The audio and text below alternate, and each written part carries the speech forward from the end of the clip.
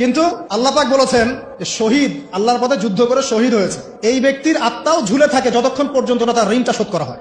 এবার বলেন আমি কি বুঝাবো আপনাকে, আর কিছু বলতে হবে? তো এখন সেই দোয়া শিখাচ্ছি আপনাদেরকে, যে দোয়া শিখলে আপনারা ঋণ থেকে বাঁচবেন ইনশাআল্লাহ।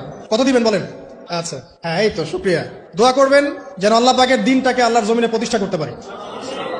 আমার সাথে বলেন, দোয়াটা হচ্ছে আল্লাহুম্মা ইকফিনি বিহালালিকা আন হারামিকা ওয়া আগনিনি বিফদলিকা আম্মান সিওয়াকা।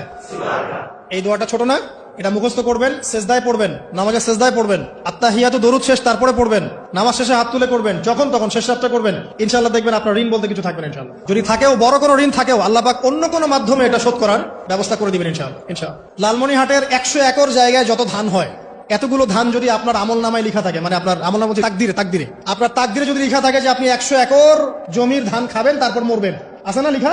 একটা দানা কম বেশি হবে?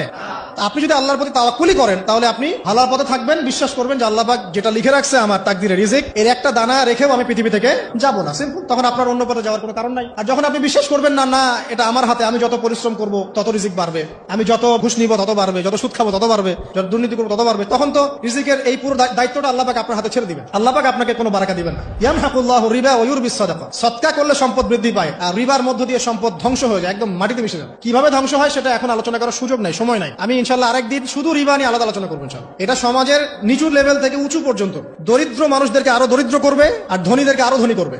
সম্পদ এক শ্রেণীর মানুষের হাতে গিয়ে জমা হয়ে যাবে, সবার হাতে সম্পদ